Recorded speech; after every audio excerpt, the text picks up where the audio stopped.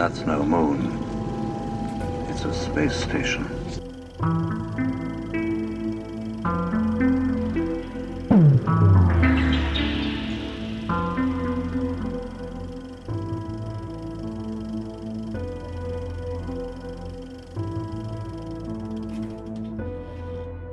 Hey guys, welcome back to the show. Just a quick reminder, our tickets are available for our conference, Rebels of Disclosure 2024, May 13th through 16th in Grafton, Illinois at the Pier Marquette Lodge once again. All the tickets this year come with a live stream pass, so that's pretty cool. And all the information is at rebelsofdisclosure.com. We hope to see you there. And on-site lodging is sold out, as many of you may know, but there's plenty of camping on site. There's Airbnbs and hotels in town. The conference is not sold out by any means, so if you can find a way to make it out, we'd love to see you there. And if you were there last year, you'll know that our guest tonight, Katie Weiss, was there actually doing some channeling at the end of the day a few nights, and it was profound. I'm interviewing people for 5 years now, and among many channelers, I personally feel that she's one of the most authentic channels that I've ever met, and some of the information that's coming through is absolutely profound in my opinion.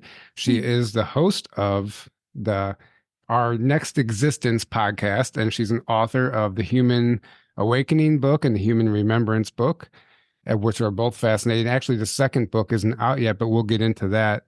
There's so much to get into. The information that she's bringing forward is literally next level. It's like shifting the paradigm. It's stuff that most of the planet probably isn't ready for yet, but we have to start somewhere. So that's why we're here today. And welcome to the show, Katie. Man, how do I follow on? Well, Thanks so much. Thank you for having me. I'm just being honest. I've traveled with you and I've witnessed you channel on a number of occasions, and it can be life-changing in some occasions because I wasn't ready for it the first time I witnessed you channel, and the concepts and the ideas that you're bringing forward really makes us go back to the drawing board and rethink reality. Like everything we thought we knew, like even when you thought you've already gone back to the drawing board, like there's another drawing board you got to go find it because there's just so much we have to really start rethinking our existence and why we're here and how we came to be. And this group that you began channeling, I'll let you tell that story. You call them the chorus, and it's actually really fascinating how you came to even understand you're a gift, and maybe you could let our audience know what that was like for you. Sure. And I'll just add to, I know many of your interviewers have complimented the Journey to Truth conference, and I want to add to that pile of people. So I actually had not channeled for a group like that ever before, but I was at the conference, and honestly, the people were just so awesome that I felt comfortable offering it, and people showed up, and it turned out to be extraordinary. So for whoever's out there on the fence about going to the conference or not, I can't tell you what to do, but you're on the horns of a dilemma of an amazing thing. So I think it's a great conference. I would encourage people to go. Thank you. Yeah. Thank you. Yeah, for sure. So to begin with the chorus and how all that started. Yeah. Okay. So I started my awakening journey, you could say, I think by the way a lot of us do, which was with illness. Several years ago, after I gave birth to my son, I started having mysterious symptoms, and they grew progressively worse over a period of years. It started sort of with cyclical symptoms, then stomach symptoms, then energy symptoms, and they just kept compounding. So after we had seen a lot of doctors and things weren't working as usual, you kind of get pushed into an energetic place that maybe you wouldn't have gone before willingly. At the time, I worked in technology as a strategist. And so though I did some meditation and I listened to Esther Hicks and things like that, I hadn't really integrated it into my practice. I hadn't attempted many of these things myself, never occurred to me. But, you get to a certain point in an illness and you're sort of like, well, we've tried everything else. Why the hell not try channeling? So I downloaded a book from Amazon about how to channel. I tried to think about a process for like, how would I know if I connected to good beings?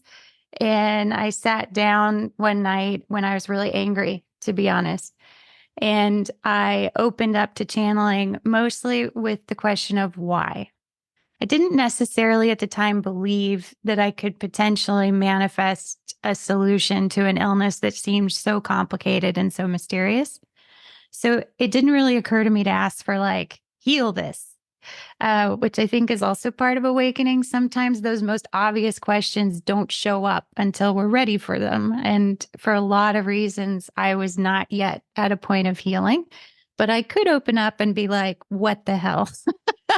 uh, and it was a what the hell globally. It was like, why are any of us sick? Why does this make sense? Give me a reason why illness for an entire civilization would make sense. And the chorus was there. And they came through that first night as pretty much a sensation, an overwhelming wave of sort of, I would say, love and timelessness, which was about as much as I could handle in that first connection, because sort of everything here was like, what the F is happening? And I sort of shut down the connection, but there was enough that was there that I went back again and again and again and again. And over a period of years, what began as a sensation started to become more clear in terms of like thoughts, understandings, words, and then now books and podcasts. Yeah. So how did you gain trust? How did you learn to trust what you were hearing and this group of people? And how did you discover even who they were? Well, given my background, I ran a series of experiments. I didn't know what else to do. So I figured out ways that I felt like if this were, I don't know, just a figment of my imagination, this is the best answer I could come up with. So I would write down my questions, write down the best, most enlightened answer I could possibly think of.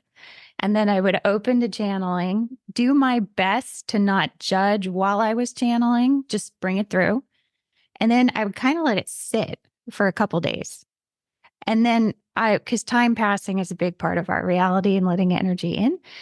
So then I would go back a couple days later and I compare the answers. And over and over and over again, they blew mine out of the water. And I don't just mean in terms of like a higher quality answer. I mean, like they touched on topics I had never even thought would have been connected to the question that I asked. So it was definitely a very broad perspective, broader than I could even like pretend to have. And then, as it continued, I continued to test my ability to connect to them and my ability to feel better. And I don't mean like, obviously, my illness was still raging, which, maybe some people would have said, like, this seems to be a giant fail. Like, if you had connected to something energetic and, loving, shouldn't you be experiencing some results in your body?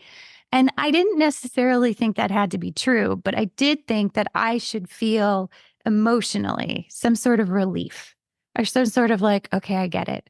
Like this is freaking hard, but that helped. Sort of like a coach. Like if you're working your ass off to improve your times or your body's in pain or whatever, the coach doesn't come in and like magically take away all your muscle pain. Your coach is like, hey, this is what we do when we have muscle pain. And the chorus became very similar. They have never taken issue with my human experience. By their view, we're doing it all perfectly. And as much as it's so aggravating to hear that sometimes, Right.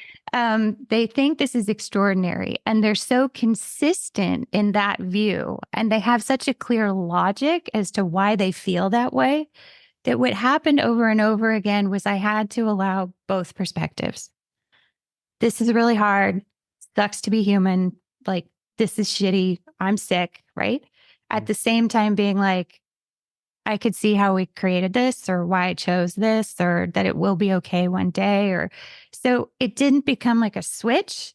It became like both of these are now newly true in an expanded way that helped me to feel a little bit more at ease about my place in my own existence, you could say. Mm-hmm. So for our audience, who is the chorus and how did you come to give them that name?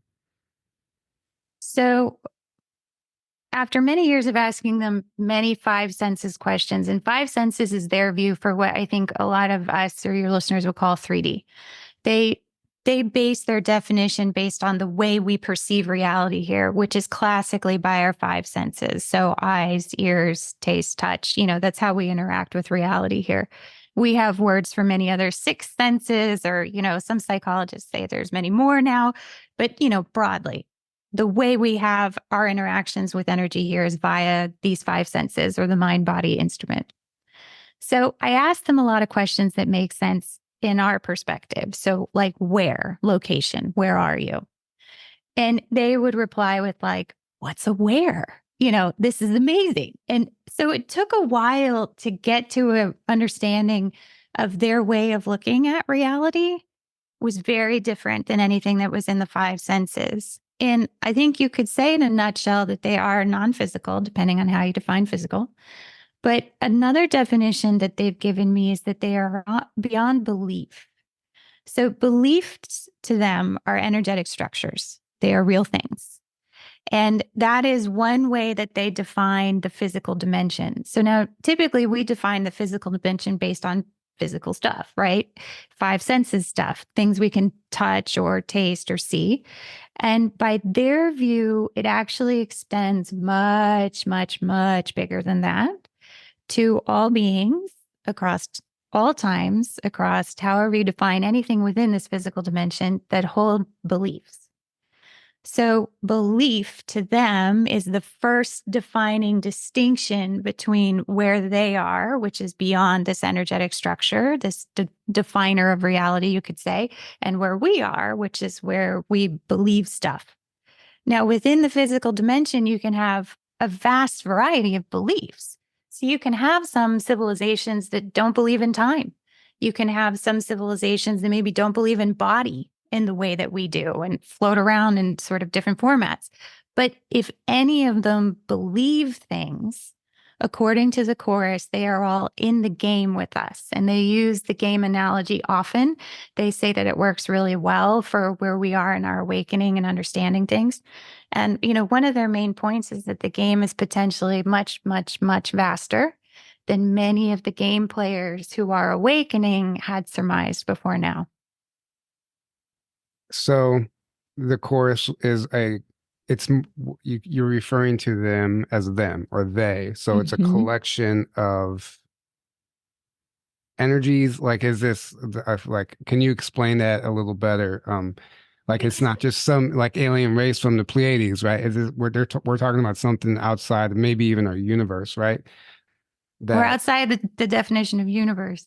So one way to think of it is, so they are consciousnesses, just like we are consciousnesses. So to them, the defining structure, your innate core frequency, your resonance, your energy that is unique unto creation for all of forever, because they say we each are, right? That is what they view as consciousness. It's the you, it's the me, it's the them individually. So their consciousnesses, and right now they're resonant in a frequency that's beyond belief. And we're all consciousnesses. And right now we're resonant here. And specifically on the frequencies of finiteness and insufficiency is what they call our particular resonance right now. So here stuff ends, it's finite, and then it's also insufficient. So typically not enough or just barely not enough, which is what drives a lot of our experiences here of survival. Lack and scarcity. Frequency. Yes. Yes, exactly. So, and which we created by way of the resonance with these frequencies, which builds beliefs, those energetic structures, which then creates the reality or the interaction with the energy. So they are truly a chorus of voices. So they do have distinct personalities. It took me years to figure it out because in the beginning it was just like, oh, it's a loving message, and it took me so long to like wrap my head around what they were actually saying that I had to get to a point of openness or like expansion into them to be like, hang on, you guys sound a little different today. It took me a while to get there. And then they were like, yes, like so excited that I had started to pick up on it. And it's so subtle, or it's so varied, I don't know how to put it, that it's difficult for me to just give that subtle difference a name yet. But I feel it, right? When a particular voice steps forward, there's like oh, I have not named them all, or, even attempted it, to be honest, because sometimes there's just so many of them. But sometimes they speak as a collective. And then sometimes, depending on the topic, one of them will step forward a little bit more. But there's always this sense of harmony with them. Right. There's always like this beautiful, the perspective that's stepping forward is expressing a little bit of uniqueness, but it so beautifully plays into everything else that they've expressed that it really just elevates all the perspectives, including mine, being a human who's listening to them. Mm-hmm. So they explain the concept of this egg, which I'll let you explain a little better, but it has everything to do with the game. And basically, the way I understand it is we, at some point in time, right, we created the experience of limitation to experience, and that limitation exists. Right. That limitation exists within this egg, this concept of this egg. Can you explain that? Yeah. And you know what? So I'm a visual person, so I'll just like flip to that drawing in the first book. So this is the first book. It's the Book of Human Awakening, which is their overview of the awakening process. So they cover there's 3 parts. The first part is sort of what you have been experiencing here, what you are experiencing right now, and what you are about to experience. And one of the first illustrations they gave me, so the core stuff came in mostly in the beginning as illustrations, as drawings, which became basically the foundation for the books. So here's their idea of the egg. And so they're basically saying, here's free-flowing energy passing through you because you are infinitely connected, to the energy of the universe. But it's basically molded by this energetic structure called beliefs. And so they're saying that when you chose to resonate with the wavelengths of finiteness and insufficiency of limitation, you created this egg. You created these energetic structures. So you're infinitely connected to the free-flowing, loving energy of creation. How could you not be? You're in a part of creation. We're all a part of creation. But we can do a lot with our connection to the energy. And so in this case, here in this reality, we chose to experience limitation. I'll pause there before I keep going. Does that make sense Yeah, absolutely. Okay. So I think for most of us here in this amazing experience, then the next question is why? And some days, depending on how well that day is going, sometimes it's why the fuck? Right. Yeah. Who signed up for this? And one of the questions I asked early on in a lot of my channeling sessions with them was like, who's in charge here? Which, they thought was hilarious. And I understood that they thought it was hilarious because from their view, I had chosen this. But me in this conscious perspective, I don't have a memory of that day. Like most of us don't. I don't have oh yeah. And then at this point I decided I'm going to be limited for, I have none of that. So it's basically like someone telling you, hey, you did a thing that you have complete amnesia over. Now, the reason they said that we have complete amnesia over that is because otherwise it would have completely violated the experience of limitation. You can't be as limited if you can remember the place where you were not limited, where you made the loving choice to do this. Because you would feel all that love from this conscious perspective, you wouldn't be limited anymore. Okay. Right. Put it simply, we wouldn't be able to have this experience unless we, at a high level, forgot who we really are and forgot that we're more than this body, Yeah. It's exactly. It's like you can't be like partially omniscient and then, clueless. Like you're not the same clueless as if you were just totally clueless. And we signed up for total cluelessness. Right. So, but they go a little more specific, which helps, I think. And this is what they cover in a lot of their material, is that they said, well, actually, there was an objective to this experience. And it was, you wanted to become familiar with your emotional array. And this is where they start in the first book to get into a lot of the detail about human emotions and energy and what we're experiencing here and how we've expanded through it. By their view, they see human emotions rather than on like a two-dimensional scale. You know how usually we start and there's like positive emotions down here, and then negative emotions over here, and you work your way up the scale to positive. And they say, this is a totally valid perspective.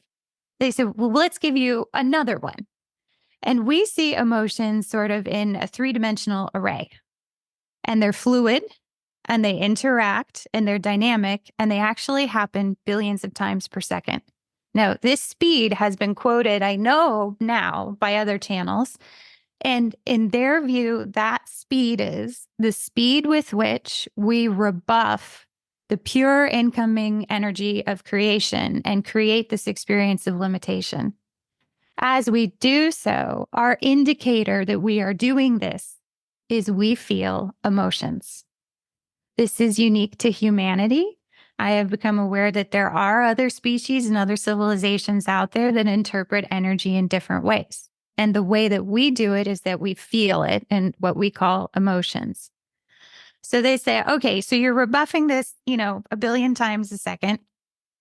And so what is it that you're feeling in this three-dimensional array? And to them, all emotions that we feel here are actually indicators of this disallowance of energy, which is another way they describe this finiteness and insufficiency, which sort of messes with us, right? Because we're like, hang on, you're telling me that positive emotions are indicative of this limitation, just like negative emotions are? And they go, yeah, this is what you came here to experience. You created an experiential field of like a cut off, zoned off area of the universe where you could go in on these frequencies of finiteness and insufficiency, and billions of times a second for as long as you wanted to play in the game, you could get to know all the quadrants, all the aspects, all the everything of your emotional system. So coming back down to earth with that as a human, it's sort of like, wait a second. So then does it even help me to feel joyful? Does it, right? It's sort of like, how do we orient ourselves in the three-dimensional version of this? And that's where they say, well, there is a center point. There is a center point, which humans call the sensation of love. Love, by their definition, is the momentary cessation of participation in beliefs of limitation. So that pure loving energy that we feel sometimes is where we are for a moment released from all the judgments, all the thinking, all the everything that's activating all the time. And we're sort of like, it's just kind of almost mindless sometimes, right? Love isn't like a thinking thought. Maybe there are thoughts that come from love, but love is a sensation, right? A pure sensation. So they say, that's actually it. That's like sort of the exit from the game. Love is the doorway sort of that you're getting a glimpse of out of the belief system complex, out of the egg. And there's a whole ton more waiting for you through and beyond the sensation of love. Like that's just like the starter sensation, like of the rest of the universe. Right. And so that's the pinhole of light in the darkness, basically. Yes. Of darkness, the true nature of reality. Whereas like the darkness is like the false construct belief system reality that we're experiencing. And it's not, like you said, it's an experience that we wanted to have, but love is like the glimpse of the greater reality of who we really are. Basically. Right. The free flowing energy, we might say. So right. Yeah, darkness here, like, Aaron, like you just like the perfect playing field that we created ourselves, that we have no one to blame but us, yes.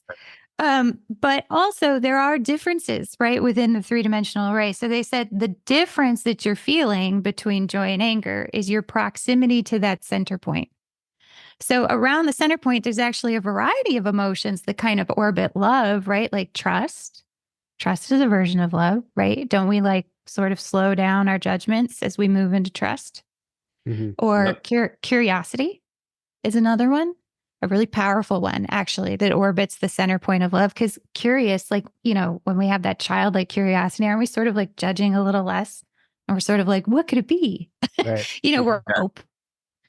So these things actually, orbit and move around and sort of shift around different ways. And so they said, look, the reason why those emotions that are closer to the center point feel good to you is because that is on your path of greatest expansion.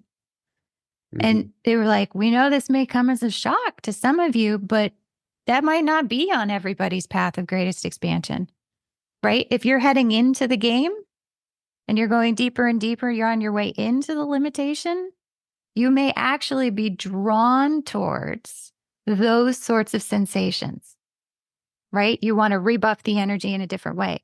And if you're like, oop, that was fun. Now I'm coming back out. I'm heading towards the center point.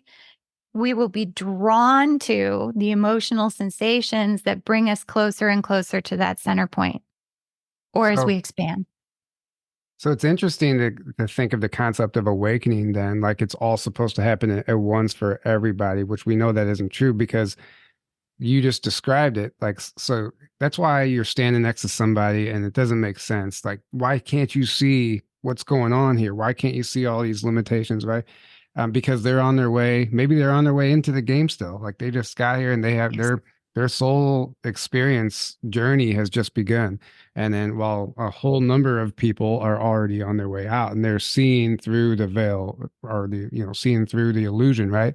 So it's not like everyone is just supposed to go through this awakening altogether. I feel like it's, specific to the individual.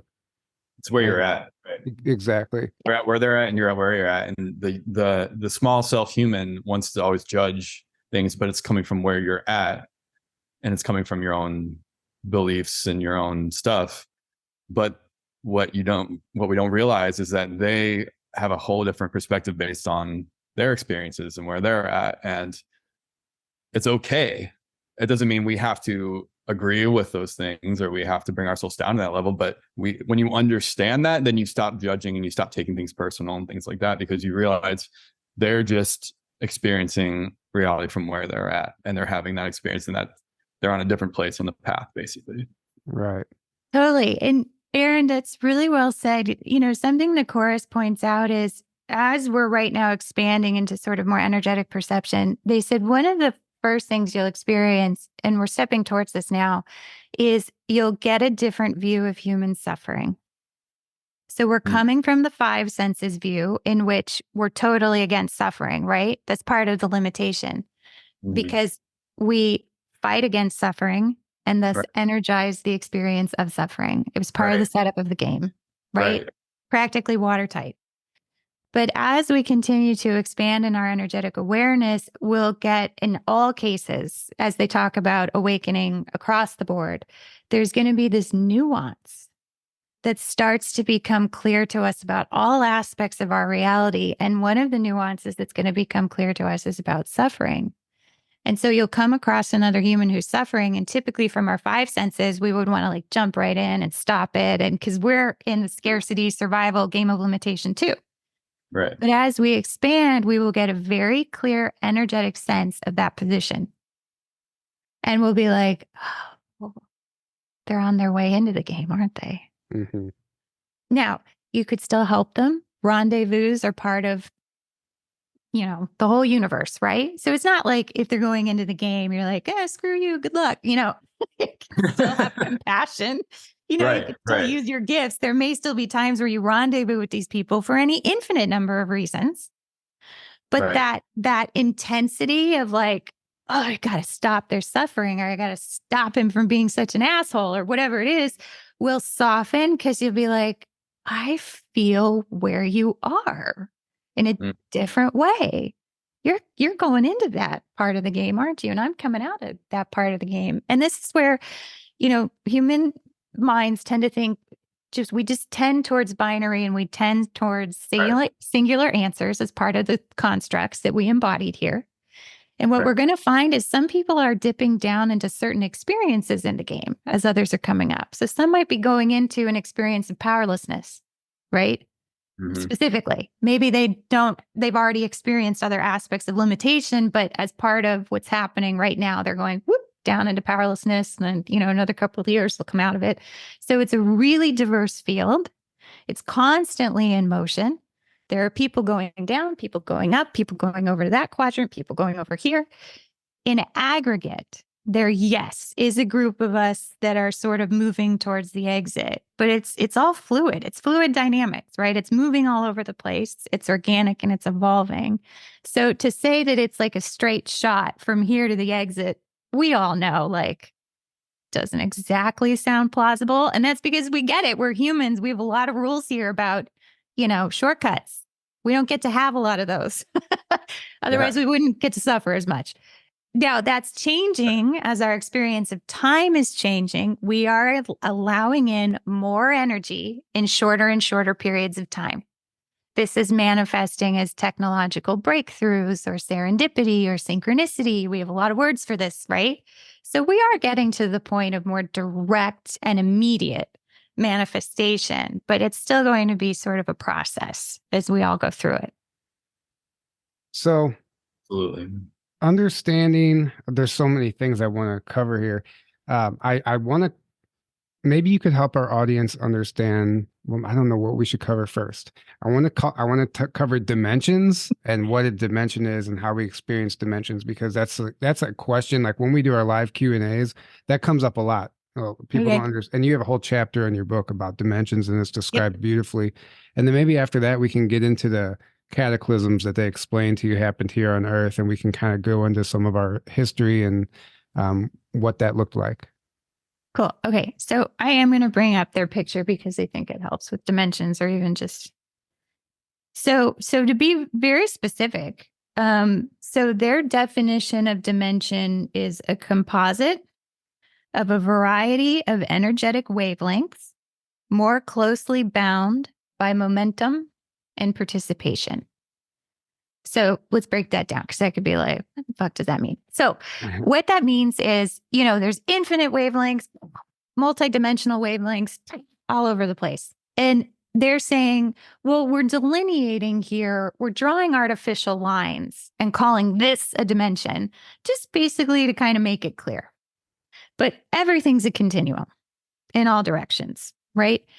So they're saying, okay, so by your view, what we might call a dimension is, imagine across all these wavelengths, right? There's kind of a cluster of beings that sort of are all kind of aggregating onto these ones.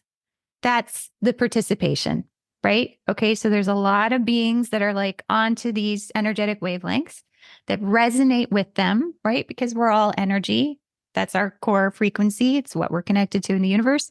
And so we create, when we resonate with something, like a type of momentum, a type of creative power. We bring that power of creation to that place in the universe and energize it. So they're saying this is basically what a dimension is. It's just a bunch of beings who got together who are energizing a particular cluster of wavelengths, and that means something to you. And you say, oh, that location, that cluster is now what we would call a dimension of this or a dimension of that.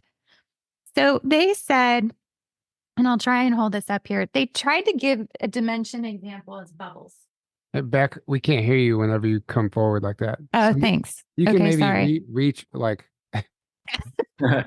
I can put this on the screen too. Like I can put this image let's do that on the screen. Yeah. Okay. So just explain it. Yeah. Because especially if this has come up a lot before for your viewers, this really helped me when they started walking me through what a dimension is. Not in terms of negating any other idea of dimension, in terms of just being like, there are other ways to look at it also, right? Every other definition of dimension that we've created thus far is completely valid, 100%. What we're stepping into now are more ideas that are equally relevant about a given topic that help us to triangulate our understanding in a new way. Right. And so something really quick, something that the book did say is that there are potentially as many dimensions as there are individuals, because each dimension is based on your beliefs, and the belief is, is what manifests into the energy is what manifests into the physical reality, right? Exactly. So you could say it's all based on that cluster of beings that are on those frequencies. But honestly, if you have one person on one frequency, that could classify as a dimension, right? It's where we want to draw the line. Where does it suddenly hit a tipping point and become meaningful to us? Is it at 100 beings? Is it at a billion beings? Like, when does that constitute a dimension? So I like that they very sort of it sort of into like bubbles. They're like, let's just call these bubbles. All right. There's this bubble over here. There's a bunch over here. There's a bunch over here, and all these different wavelengths. And they would say one way to look at your dimension is basically your experience of the five senses. You could say that that was a dimension. Now, this kind of throws us for a loop because we're sort of like, wait a second, like I thought that dimension over there was where Earth had done that. Or, we have these different ways of sort of understanding it.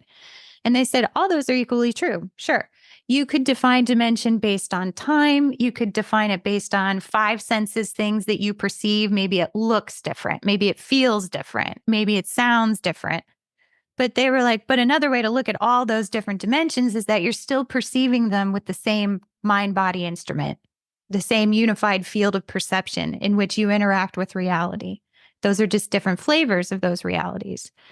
So they make the suggestion that as of right now, there may not really be that many of us who have experienced consciously and can remember anything beyond this dimension.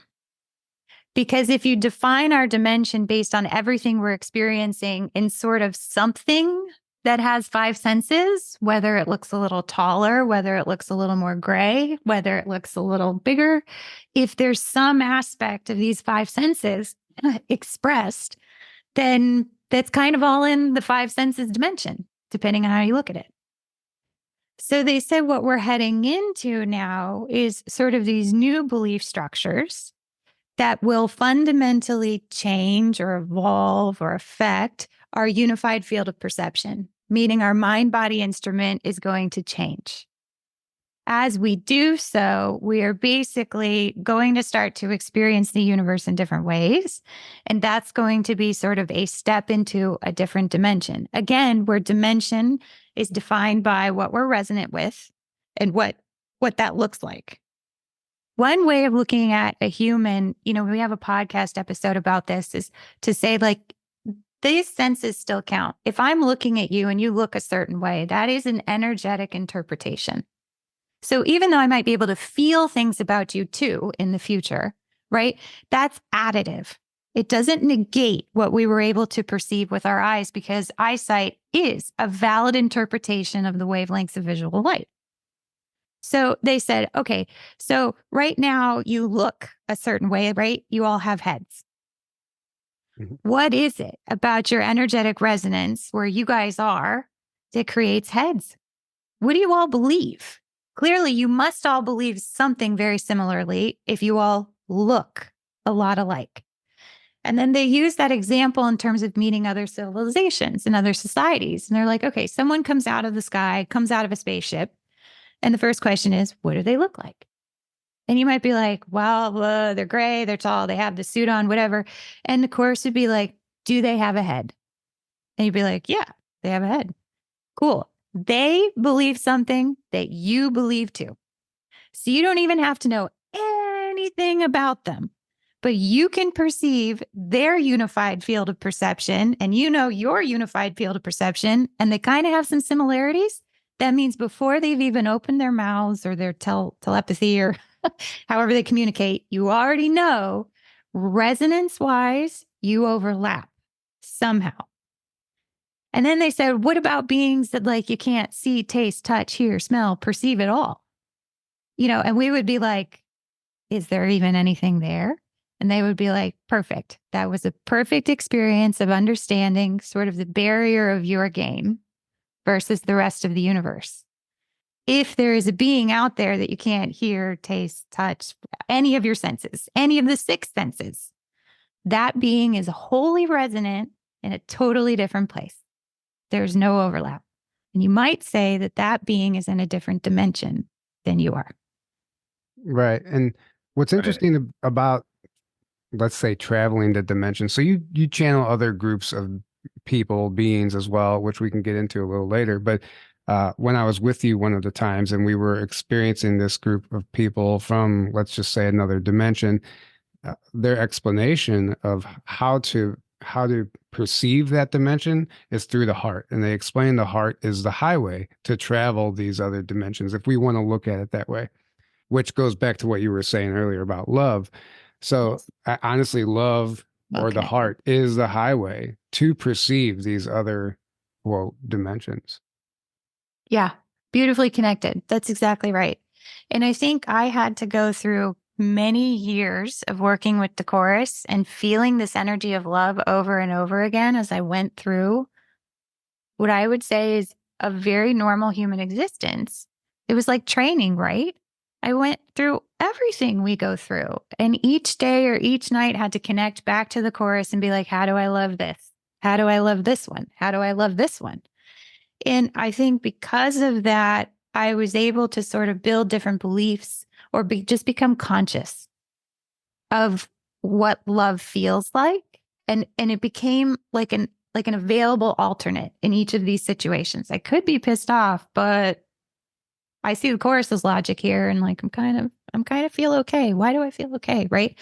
And so through that, I think I've been able to maybe hear, as we would say, other beings now more consciously that are on those other wavelengths of love. And this is what we're all doing. I mean, we maybe each all have our like versions of doing it, right? That was mine.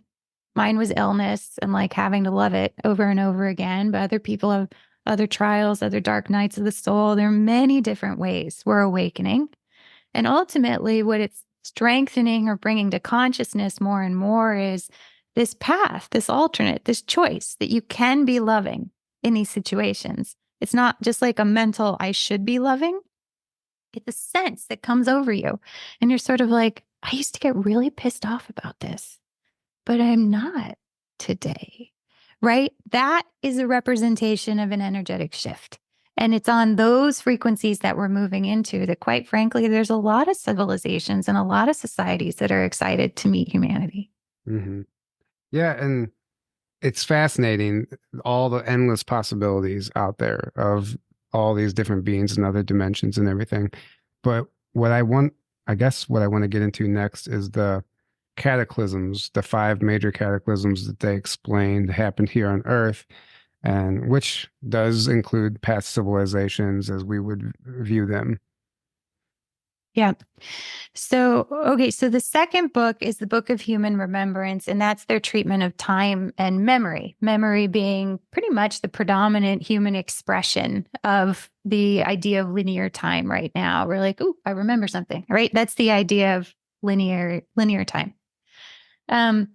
So what they are suggesting, though, as they describe memory, is that another way to look at it is just pure energetic connection. So you can string all those other places out on a line if you want to, which we do. And actually, there's a lot of other civilizations that express linear time. We're not the only ones. So you can be like, oop, they're all back there in a line. And that one was that far ago. And that one was after that one. And this one was before those other two. Okay. Or like many other civilizations, you can look at it like a hub and spoke type model. So here you are in the middle in the present moment. And each of these things that you're remembering are actually sort of all in parallel. There's no linear hierarchy. They're all in parallel. And when you remember something, you're making an energetic connection over to those other frequencies. They say that this could almost be underwhelming for a human because we don't totally conceive of yet the experiences we've had here when we didn't remember at all. And you might say, well, would that just be like pure present moment presence? And they would say, that's an interesting question. If you are wholly immersed in your day to day, if you're judging billions of times per second, right?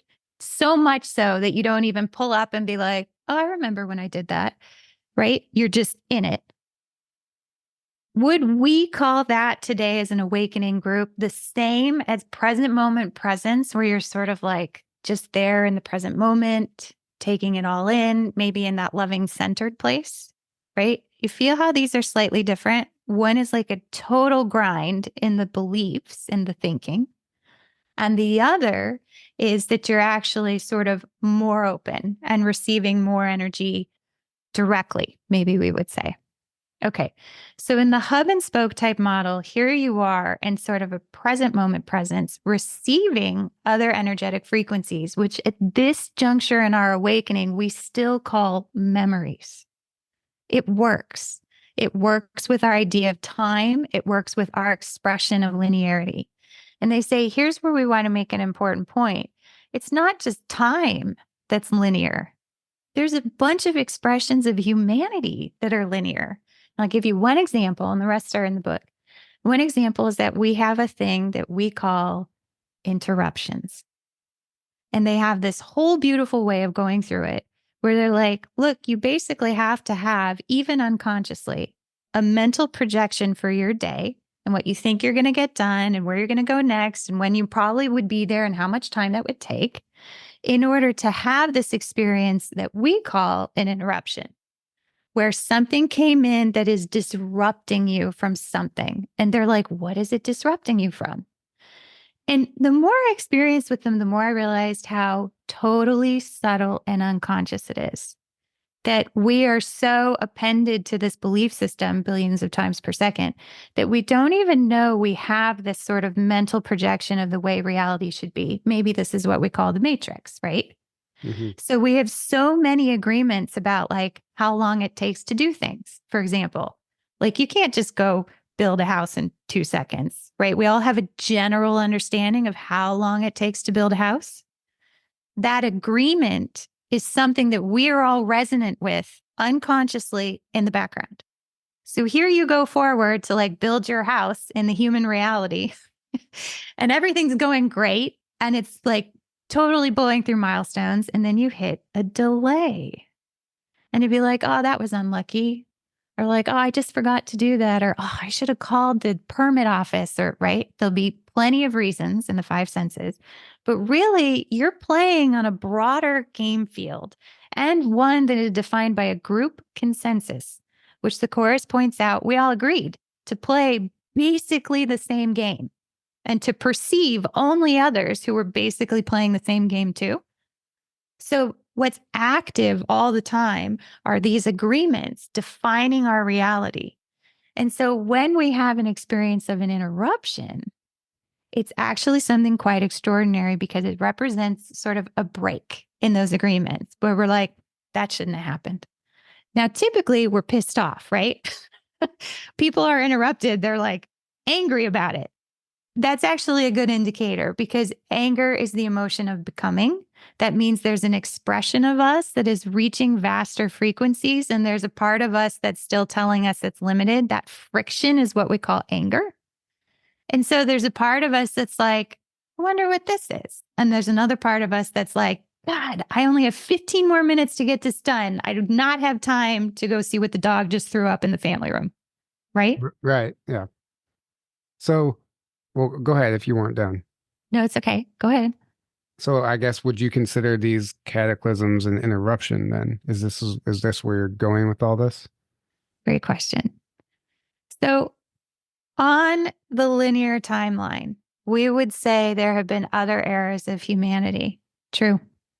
From the hub and the spoke type model, there are other eras of humanity right now. True. Why would we be connecting to representations of some point in time that maybe ended in a cataclysm is the major question, whether it's on a line, whether it's in a hub and spoke model happening all around us right now. And the chorus describes each one of these cataclysms as basically a way that we furthered our experience of limitation in the game. So it was a way of deepening our experience of limitation. Now, we could talk for a while about each one of the cataclysms and sort of what it represented and what it brought about in our experience of limitation. But one way to look at the 4th cataclysm, the one that just happened based on a line, is that actually in some ways could be looked at as the kickoff point to our awakening, depending on how you define awakening and where you want to draw the line in the infinite universe. There was a moment in the last cataclysm where some of us basically surrendered. Now, surrender from like, go ahead. Do you have a question? What is the last cataclysm the pandemic? Is that what you're referring to? No, it's much more ancient than that. Well, that's what I thought, but well, maybe you could just briefly list the cataclysms so we can get to that one. To refer to the book. I don't have them all memorized. I'm not like a cataclysm expert. I don't know. Maybe I am. Okay. So, guys, there's so much. Okay. So going back to before the first cataclysm, according to the course, so this is in the second book, the Book of Human Remembrance. So everybody knows what I'm referring to. These are the illustrations in the back that go through basically the chorus's viewpoint on our ancient history or our experience of being human and the limitation, however you want to define it. They start actually the explanation of the cataclysms by starting with our choice to forget. So if you go back at previous cataclysms, the kickoff point to the cataclysms is that we made an energetic choice to experience forgetting. And by view of the chorus, forgetting is simply disconnection, right? So if the hub and spoke model and we're remembering, which is just energetic, tie ropes that we're throwing out now, forgetting is basically hacking off those ropes to those other energies. So they say that our energetic heritage in the universe is to a group of beings that they title the Baleem. I don't know if I heard that right, but basically the Baleem were a great class of destroyers. These were consciousness in the universe that were extremely destructive and rageful. So basically destructive without any reflection. They just sort of like destroyed for the joy of destroying. Okay. There's an important branching that happens in that history where some of the Baleem developed an important expression of limitation, which was guilt and remorse. Now, you might say, how is that more limiting than just being like a destroyer running amok? Well, if you think of it in terms of confining or limiting your energetic potential, when we feel guilty, do we feel more free to just like run around and destroy, or do we feel a little less free? Right. So they said, yes. So they said, look, today, you're coming through awakening and you might look at this differently. You might say, well, it was good that we felt bad for destroying shit all over the place. And they say, totally valid perspective. But there's an energetic perspective too that says the remorseful Baleem that broke off were the beginning sort of this experience of limitation. And one of the first choices that group that we made was that we kept sort of destroying, but now we were feeling more and more bad about it. But we destroyed things without meaning to. And this is a big part of the experience of linear time, and a lot that they talk about in the second book is it's not so much that we were destructive, it's that we were destructive without being able to control it, which made us feel increasingly guilty. So you see how it's furthering our limitation? Mm-hmm. And this went on for cycles and cycles until finally the first cataclysm is that we arrived here in the energetic field that you might call Earth, or it wasn't Earth at the time. It was created by this incredible class of consciousnesses that we were. And the first cataclysm was the choice to forget.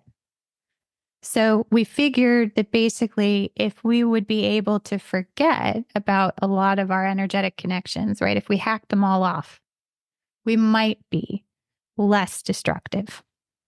So we basically put ourselves in timeout. And that was the first cataclysm. In that cataclysm, what was also created was the energetic structure of sadness. So today, these are all things that were like, didn't we feel this all the time? And the chorus is like, sure, it's a valid perspective. But you can also look at this using your linear understanding and say that there's been a progression of limitation. So you created the experience of guilt. You created the experience of sadness. So sadness is the recognition of absence, the current conscious discrepancy between energetic and more limited parts of self, and activation of beliefs regarding powerlessness. So here we were in our timeout, and we had cut off a ton of our energetic connections. We felt the absence, and we also felt powerless to change it, which was by choice because we didn't want to allow ourselves to change it. And that created the energetic sensation of sadness, which persists in this experience still, because many of us are continuing to be resonant with these ancient aspects of ourselves. They're still alive in us. So Cataclysm 2. Turning the page. And, you know, I might try and summarize now two and 3. Yeah. And just get to the most recent one. So more things happened in the second and the third cataclysms that basically deepened our limitation. In the second cataclysm, we started to create what we would define today as a physical embodiment. And we put ourselves in an even tighter jail. The method of confinement is what today we would call eyesight. And that is because we limited all of our perceptions down to just seeing. So it was, in a sense, a type of confinement. And I know that there are some pictures out there of like beings that are just eyeballs. And that may hail from this era of our history in which we had been sort of more free-flowing energy fields, or what we would call from our perspective today.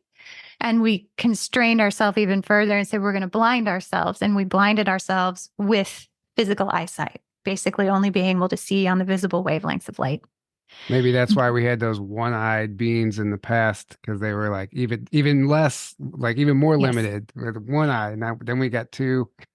I think it's like this seraphim or something like that. So, but interestingly, so if you look at it in terms of a descent, even though they were giant floating eyeballs or whatever I don't know. They were still more expansive than what we are today. They were still more energetically connected, because this is like, there were 2 more cataclysms that happened after this. So our understanding of just them being an eyeball belies sort of the energetic capacities that those creatures, those beings still had. So we'd be like, how do you even lift things? You don't have opposable thumbs. You know, we'd sort of be like, that seems more limited to us. And they were like, yeah, that's a reflection of what you're awakening from. It's an expression of your view of yourselves and awakening to what you realize is limited or not. So then into the third cataclysm is what they would call the War of the Gods, War of the Titans. So they talk about that. That's actually the third cataclysm. So this is several decisions into the experience of limitation. We've already forgotten like 2 cataclysms before. So when we were like running around smashing mountains or whatever it was we were doing, we were already more limited than where we had been, and continuing to move into limitation, which brings us to the fourth cataclysm, the most recent one, we could say, which the chorus defines as the war of the soul. So they're vague on the details because we're still awakening to them. And there's something that's consistently true about the chorus is they do not do spoilers. They think there is something very important that we are awakening to. They will walk beside you right through the final millimeters without giving it away. So they don't make these books because they're like, hey, we have all this knowledge now. Here you go. You need it. They make these books because they're like, we're going to reflect back to you guys. You keep going in your awakening. We'll reflect our understanding of what you're starting to understand. We'll add our perspective to your perspective. But they never, ever try and just like subjugate us with their perspective. It wouldn't match their energy. So there are things we're starting to understand now about the soul as a society. There are important questions that we're having. And so they are reflecting that growing understanding by saying, yes, there was a cataclysm in your history in which basically there was a disagreement about the nature of the soul. There were many factions. There were some factions that sort of wanted to reclaim those higher realms that we had lost contact with through the other cataclysms.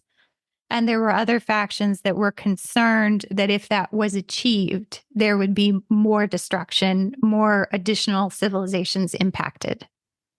There's a lot more nuance in that disagreement than I understand today. I know there's just more that we haven't awoken to yet.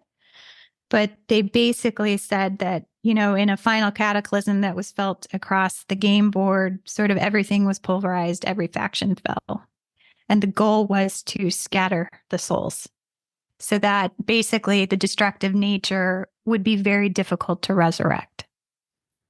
Interesting. And it's very fitting to call it the War of the Soul or War of the Souls because, the common theme that comes up with the Cabal and these dark groups is soul harvesting and soul fragmenting and soul splitting. Everything's soul, something soul. And that's exactly it's exactly what we're experiencing right now. And it's very interesting and confusing for people who don't even, we're born into a world where the soul isn't even supposed to exist according to science, so we have to rediscover that there even is a soul. So there's people still developing that understanding. So it's really interesting just to zoom out and kind of understand, like, it's not that we only have a soul, but it's literally a war. And there's people that argue that, well, you can't steal a soul that belongs to source. Well, no, maybe not, but you can certainly make it a difficult journey by confusing the individual, confusing that soul and splitting that soul and fragmenting it, whatever it looks like, or at least make the individual believe that that's what's happening. So even though we're doing it to ourselves, right? It's a really, really in-depth journey to try to rediscover who we are.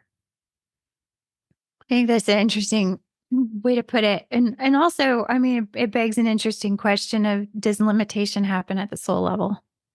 So like, how far does the game extend across our energetic structure? So is it possible that at the soul level, there are aspects of limitation, and then there may be ways that you could experience powerlessness at the soul level, which might make it possible for that soul to be manipulated or directed or moved around. So if awakening is as vast as the chorus is saying, then it's going to extend through all aspects of our being. And I think what might be happening now is we're awakening to the aspects of it on the soul level. And sometimes the first part of awakening is like realizing how you were limited, which is rough, right? We're just like, oh, fuck, I was an asshole. You have to have these moments. Excuse me. And I think maybe one of them that's coming around is our aspects of awakening to our powerlessness at the soul level before we step into a new power at that level. Right. And silly me thinking the pandemic is a cataclysm. Right. I mean, in a way, for some people it was. I mean, honestly, depending on where you were and your belief system complex or construct or whatever you call it. Yeah. I think you can splice it as fine or as bad. I mean, you can bucket the data however you want. You know what I mean? So like, I think the pandemic could be considered cataclysmic. If you say that the effect of a cataclysm for some is to deepen their limitation and for others to awaken them, definition met. Right.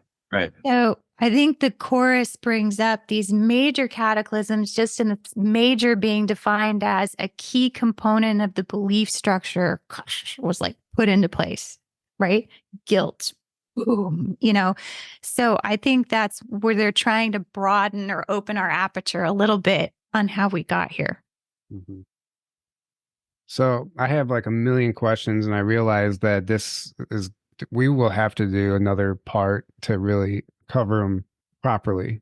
But I will ask if you mind sharing, in book 2, you talk about channeling Mounds, and the information that comes through, I think, is actually really profound, because we have to start looking at everything as consciousness, right? And it's not just some random mountain. Like, there's a lot more to it, and you can actually connect with it, and they have something to say. And I find that very fascinating. Yes. So I've connected to the consciousness of the mountains. Sounds like, hi, I'm Katie. Yeah. I mean, Confessions of a Channel is still strange, I think, in the terms of the mainstream, but I know that your listeners are like, it's an everyday thing, girl. Right. So the mountains I think, participated in the expression of this information because by view of their energetic structure, which is very vast, they were there for these cataclysms. So in the book, in the structure of the book, and then also in some of the illustrations in the back, they express their understanding of what took place. And to them, they experienced some of the destruction. It's taken them less long to perhaps recover their connections. And I think, they view sort of that whole experience as a sacred gift. And that's what they express in the book. They were like, we understand the human perspective of destruction and sadness and loss and all of these things. But also, we didn't know the definition of connection could be altered in such a way, but then also regained. And by the way they say it in the book, that it can overcome basically even total annihilation, the love of the universe, that things can be reconnected. So to them, this has been an extraordinary experience of being able to be alongside us through this whole history. And, we might call it mountains. We might just call it Earth. There's a consciousness here that supported us through this. And in some places has grown back or recovered, you could say, to where it was prior to a lot of these cycles of cataclysm. And, the first order on their agenda is to tell us how much they love us for being able to share that experience with them. Now, there's an energetic component to these mountains that we physically can't see. We can't see through our lens, right? Excuse me. Do they share any information about that with you, or does that come from the AO, a different group that you channel? The mountains they tell me that they are, they're energetic structures. So they're much more than stone. What we see on visible wavelengths of light is like the most outline sketch understanding of what a mountain is. It's going to start to fill in with more of our energetic perception. The other thing they've been careful to point out is that they serve as bridges, as links between many different places in the universe. So mountains are an energetic structure that is vast, and we used to travel by way of the mountains. We also used to live at the top of mountains. They're considered sort of like fountains of energy. They were constructed to harness the energy in that way into these pinnacles where we and others existed at the pinnacles of these mountains, because the energy that was sort of funneled was what sustained us, or was our choice environment. So, there is much more to mountains that I think all of us will continue to experience as we expand onto energetic frequencies. That's so fascinating, just because that's one of the themes that pre-COVID didn't exist. Maybe it did, but it's something that I've noticed personally in my life that's been coming forward a lot, is that there is there's different names for them: ancient builder race, or blueprinters, engineers, whatever. There's some group of consciousnesses that created Earth, that even created mountains, and that there's so much more to them, and it's not just some random act of nature like we're led to believe. And there's like an intelligent design to everything. Like everything that we think is natural was actually once intelligently created by some version of maybe even ourselves. And that's where we can get into past lives or everything existing at the same time. But ultimately, I think like we were alive for a lot of those cataclysms. Yeah, I think so. I think we're kind of surrounded by consciousnesses. And I think the mountains are a great first one to connect to, because they represent connection in and of themselves. So isn't it interesting that as we're starting to understand we want more connection, more heartfelt connection, the mountains start speaking to people? I think it's a common trait of awakening, actually. I find a lot of people are like, I started to awaken and I felt like I just needed to go to this mountain range or to climb this mountain or what have you. There's an energetic simpatico there, I would say, between people who are starting to connect, being drawn to geographic structures that do technically and literally connect across galaxies. Wow. Yeah, and that's so fascinating, because I had this dream, experience, remembrance, whatever you want to call it, one time where I was using stones, rocks. I would like get down on my knee and put my hand on a rock in that area. And I would travel in any point in time. I would use the rock as a time traveling device because that rock is a record keeper of everything that happened in that area through all time and space. So, and I was able to connect with it and go back to whatever point in time that I wanted to. And it makes perfect sense that what you just said, the mountains were there for it all. So they hold all that knowledge and wisdom and everything that was learned from those experiences. And it makes sense that we can connect to that. And it will ultimately help us remember who we are. Yeah, for sure. I think I was talking to someone the other day about ancient societies, and one of the mainstream criticisms about some of these places is they don't find evidence of writing. So at some of those giant megalithic sites, there's just nothing about writing. And I think, this is starting to reflect maybe a new understanding of what was capable back then by us or whoever it was, is that you didn't really need writing if you could connect to a vast consciousness that saw your entire history, right? Right. And you're telepathic and telepathic and all that. Why would you need writing? You don't. Right. The idea of writing is completely based on a society or people that forgets shit.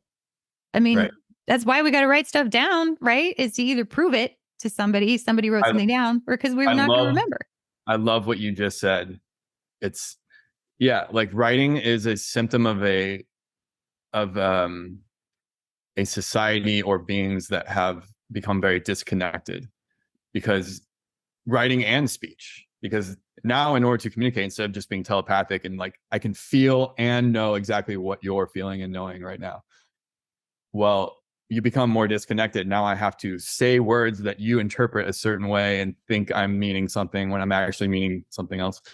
And it's very clunky and just like not accurate at all. Totally. And I also have to write symbols that mean something and you interpret that as something, and it just gets all distorted. And that's like the worst form of communication, like even like, because they say that 90% or 80% or whatever it is of communication isn't even verbal. It's body language. It's your the way you're standing. It's all these nonverbal things. Your tone. Like to me, those are all way more accurate forms of communication than the actual words you're saying or writing. Right. So everything else in the way we communicate is actually way more accurate than all we think of as communication. Words and writing, like, no, that's like the least accurate, the worst form of communication. Well, it creates a lot of amazing experiences of limitation, doesn't it? Like, I mean, human miscommunication is like a masterclass in and of itself. Right. And now we're moving into going back to becoming telepathic and telempathic and, just like direct.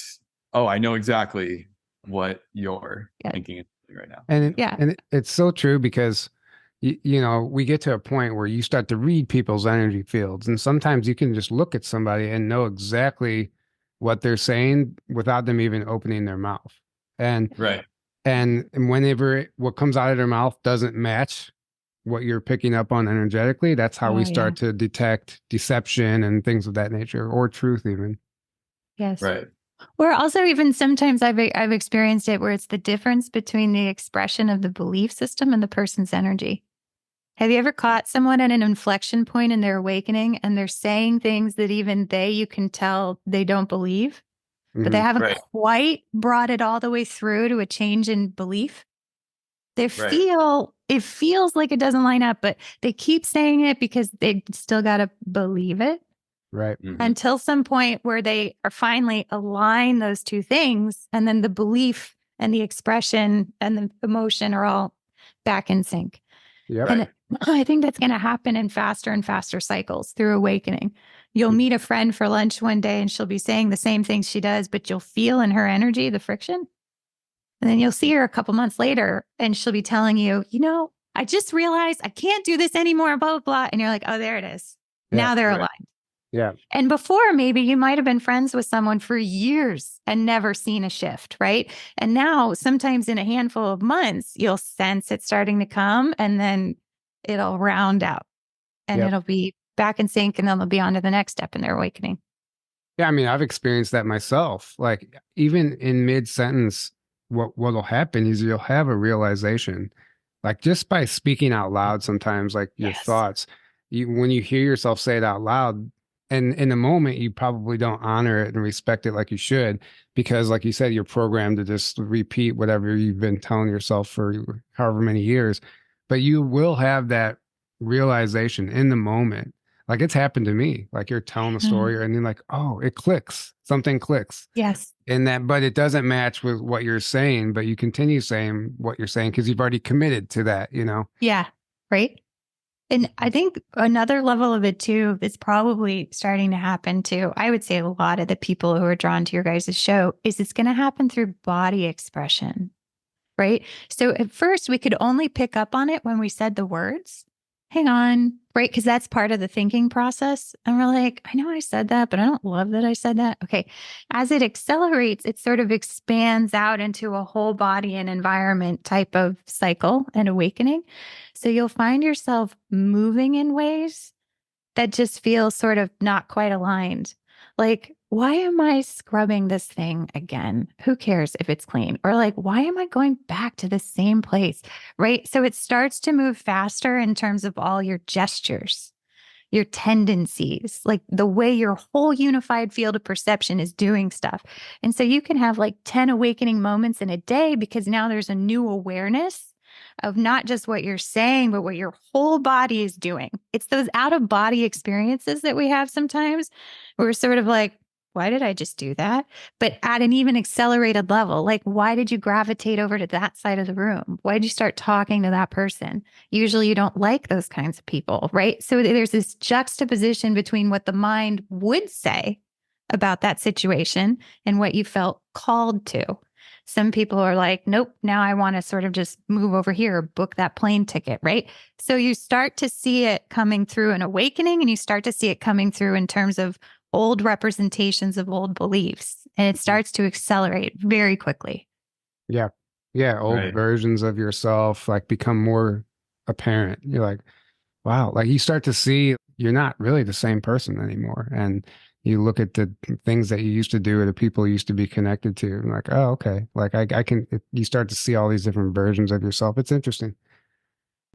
I mean, I don't know how much longer you would like to go. We can really change it up and start talking about this other group, the AO, that some of our audience knows from being at the conference, or we can just stick with the chorus and some of their messages, and I can let you, bring it home with whatever you feel like you'd like to share.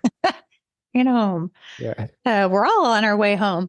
I'm down for whatever. What do you guys feel? I feel like you know your show best. You tell me. I think people would love to know about the AO and what the AO even stands for, and how you learned about them and started communicating with them. Okay. Aaron, does that sound good? Yeah. Yeah, absolutely. I would love that as well. Okay. All right. Let me take a drink of water first. Start down that rabbit hole.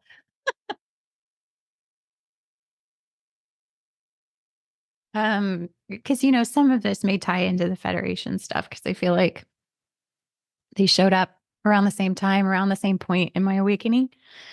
So the chorus and I were like, two peas in a pod for about 7 or 8 years. I channeled them really without sharing it with anybody.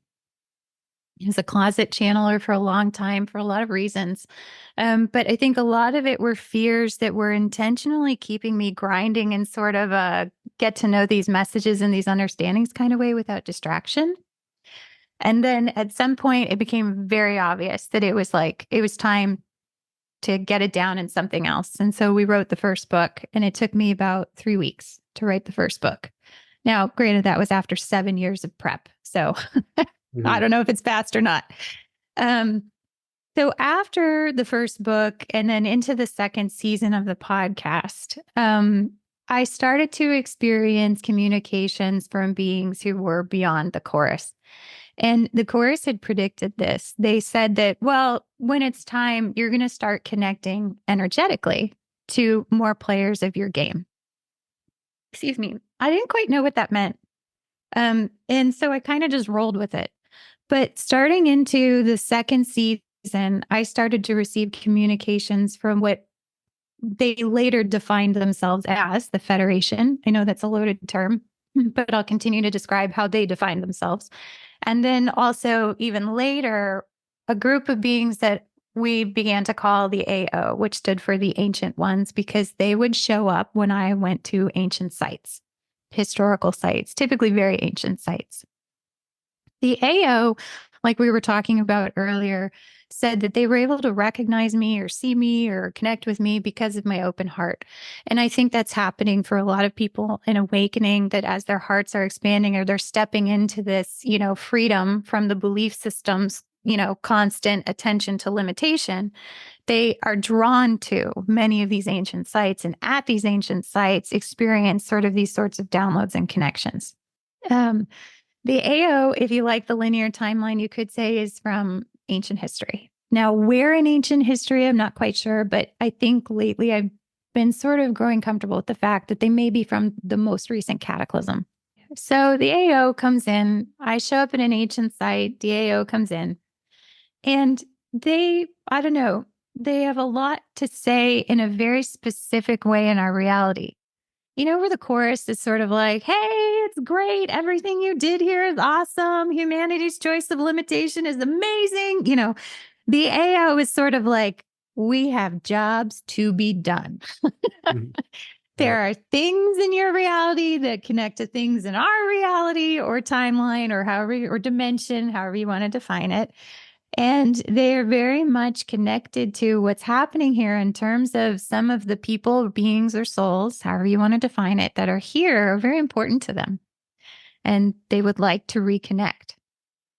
So a lot of their messages have related to that. And frankly, a lot of the messages from the Federation have a very similar theme. I do not get downloads about spaceships. Nothing like that. Instead, I get sort of an understanding of why they're interested in this particular time and in humanity and what's happening and why they came here and how they thought they could help and how that went awry. It's a very strategic conversation of the overarching picture, and all to the effort of explaining why they want to reconnect here. And it's from an idea of what we might call extraterrestrials, but essentially it's the same theme. The ancient ones want to reconnect. The Federation wants to reconnect. And there's a lot that's converging here in this time right now that's very important, and that affects a lot of other civilizations. So, well, I didn't know you were going to bring up the Federation, but I'm going to have to ask this question now, because whenever you said it, it made so much sense to me. And this theme has actually come up again since then. I haven't even shared this with you, but when they came to try and help and reawaken us and help us remember who we were or whatever that mission was, they didn't just come at this current time. They came here in all places and times, like simultaneously, right? Like if everything is happening at once, there is no time. So they can all show up at different time periods on our planet and try to help humanity. But then they didn't understand, I guess, the potency of the amnesia and how it would actually affect them when they came here. And can you kind of describe what that looked like? Yeah, for sure. I mean, the chorus jokes, they're like, you have no idea how many beings have tried to show up and break you free from your own choice to be limited, and then have sort of just increased your limitation in some way. So they come in and they're like, we can tell you how to be enlightened. And we're sort of like, we are not enlightened, right? The takeaway for us is something that makes us feel more limited. And it gets to be kind of funny and also extremely successful, depending on how you look at it. So the Federation, by their own expression to me, is that when they arrived here, they recognized that humanity had what they call a fracture of consciousness, meaning there were conscious physical parts of us that were disconnected from the more energetic parts of us. The connection, the memory, the understanding was all broken and shattered. They wanted very much to connect with us, and they felt like they had been drawn to our resonance because they show up when societies or civilizations are ready to connect. And so they thought, okay, we've never this kind of fracture, but we must have rendezvoused for a reason. Energetically, they could feel that our energetic parts of selves were preparing for a connection, but the physical parts of us were still sort of running amok and, disconnected. So they said that they hung out for a period of time, depending on how you look at time, waiting for this reunification of parts and extremely fascinated by it too. They wanted to understand how these things would come back together.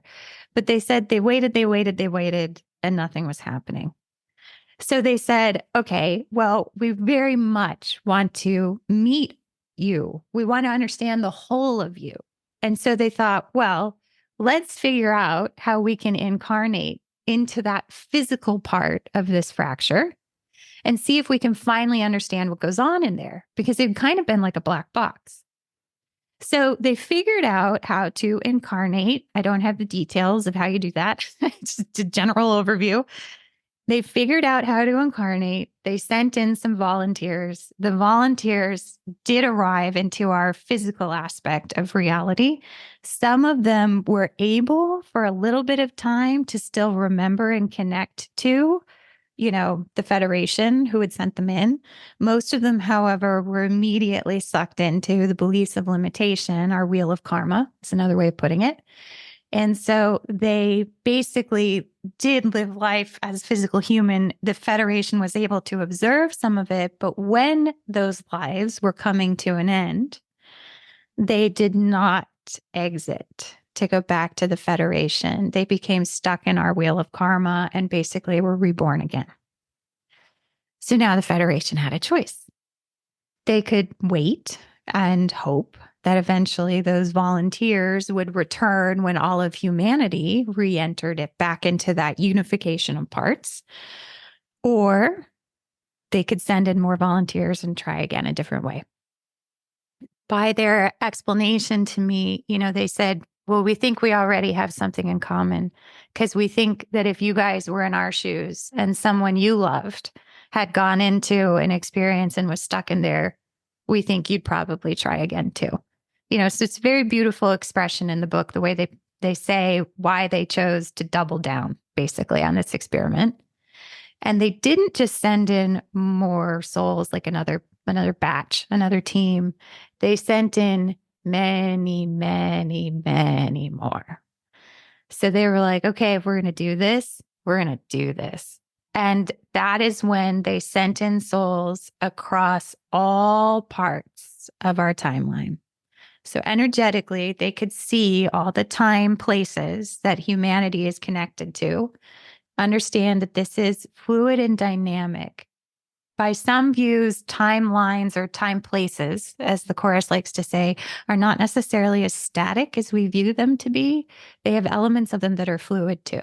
But for this example, it works fine. Let's say we were across, 10 million different time places. They sent in volunteers across all 10 million, anywhere that energetically or physically humanity was present. And so that's where I think some of these stories of like, oh, we found artifacts from this other historical timeline or this other history of humanity that express that there may have been an extraterrestrial presence. Sure, you can say that they have been here a long time. You can also say that they showed up across all of our times. They defined the strategy of their project based upon how humanity had sprinkled itself across time.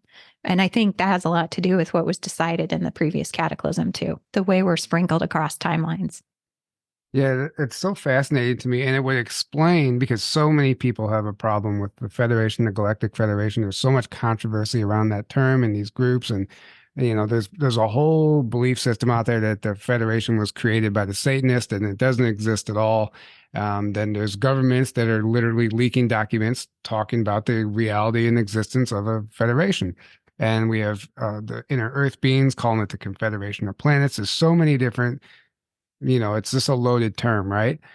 But if they really did, if what you're explaining actually happened and they really did send in those waves of volunteers, it would make perfect sense to me why so many people right now are remembering being connected with the Federation. And there's channels and all kinds of people right now.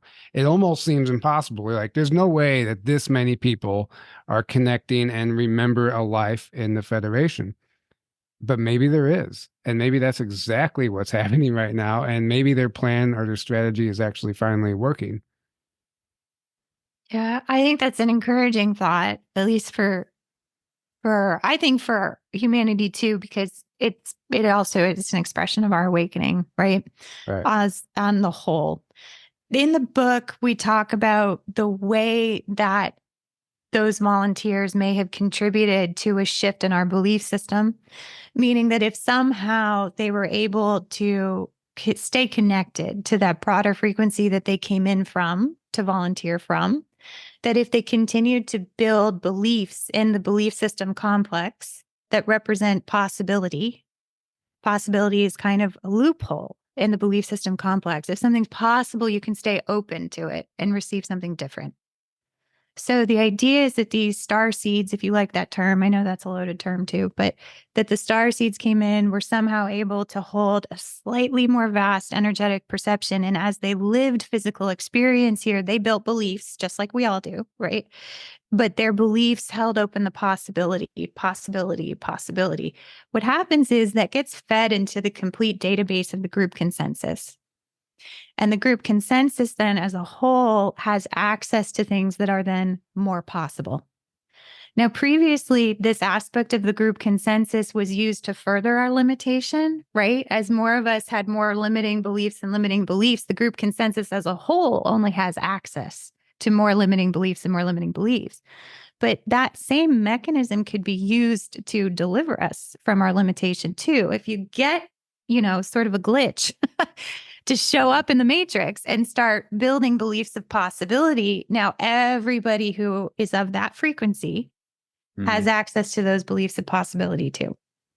And real quick, on I would say a smaller scale version of that is what many of us have heard of, the 100th monkey effect, right? Where they had all these monkeys that couldn't eat, potatoes that were covered in sand, and like they couldn't eat them. And then one of them realized, oh, I can dip this in the ocean, clean it off, and clean it that way. And then, but on these other islands, separated completely, like no access to each other, as soon as like a certain number of them figured that out, it went into the morphogenic field, the one consciousness that we all share, like you were just describing. Then now they have access to that, and they started doing the same thing, which by modern, mainstream science beliefs isn't supposed to be possible. Correct. There's no explanation in their paradigm for that, because they have a very limited false paradigm, in my opinion.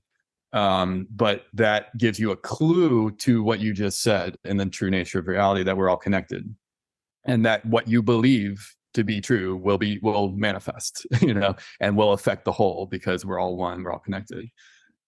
Yes. I love that example.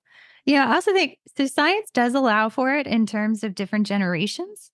I don't know why. I mean, I haven't gotten into a deep discussion, but if those monkeys died and new monkeys came in and new monkeys were able to do it, they would say it's some combination of genetics and environment. And so, of course, they can dip the potatoes in the ocean and do whatever.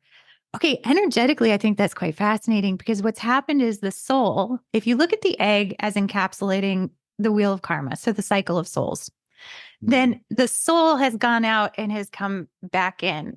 The most recent update, you could say, to the database of the group consensus is what we're all playing at any given period in time. So as new souls come in, they all land on this version of this instant in time, right? And then they have access to those beliefs. So this is another way of looking at things like instinct. Instinct could also be viewed as a representation of a shared energetic field that everyone at that moment in time has access to, either the entire generation of a species or all beings that are resonant with that construct across, you define the geographic location. Yeah, that was a great example, Aaron, and it's amazing to me because it creates. And there's more than just that. There's many examples of that, like the 4-minute mile is another good example of that, where like it was supposed to be, oh, it's impossible, and then the first guy that did it, suddenly now right after that, all these other people started doing it. but not before that, right? Right. It was supposed to Yeah. be possible. No one can do it. And now all of a sudden, oh, everyone can do it. Right. Well, that goes back to time and your example of construction, building a house in 2 seconds or 3 days. 3 days is a typical Mhm. time period to frame a house, just so you know, a standard size house. But I was in construction for 15 years, commercial construction, and they would throw impossible deadlines at us. They would cut 2 weeks off the job. In your mind, we have 2 weeks to finish this. Okay, good, because this is going to take 2 weeks. And then they say, hey, this has to be done in 2 days. And that's a realistic cut. Like, I'm not exaggerating.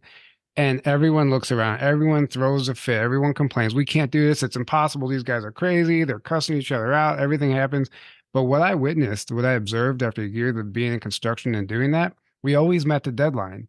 We literally were bending time as a group of people because we knew now we had to have it done in this amount of time.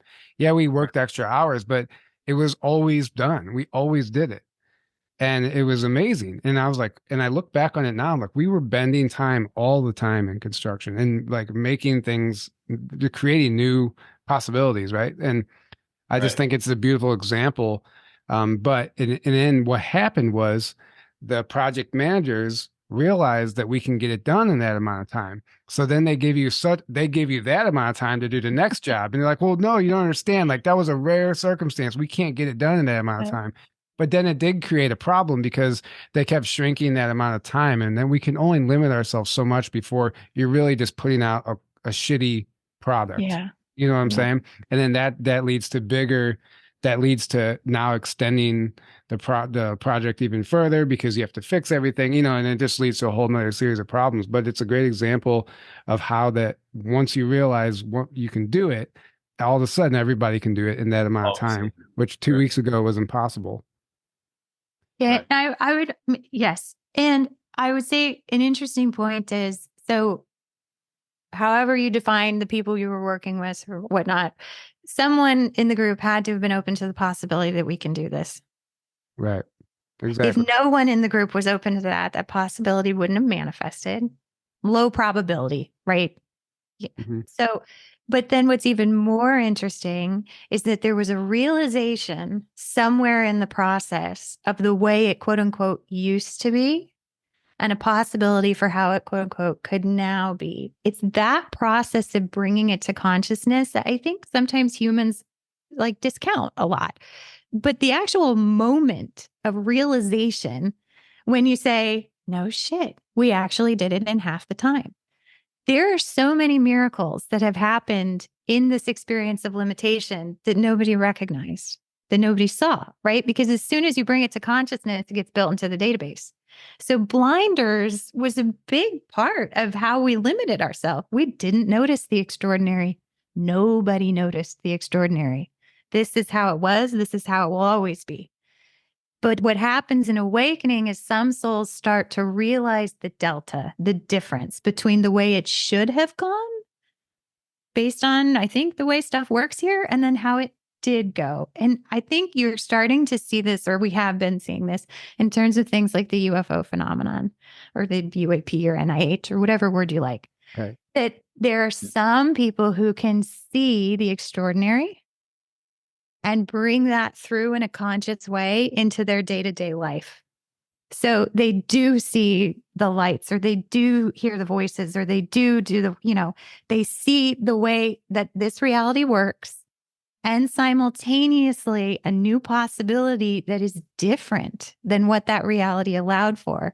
And by way of being conscious here in this reality and being a member of the game, they now build that into the database, This is reflected in, it's a well-known arc, which is like the structure of scientific revolutions, which is first a very few believe it to be possible. Then a few start to manifest it. Then it starts to spread. And then everyone believes that's the way it always was.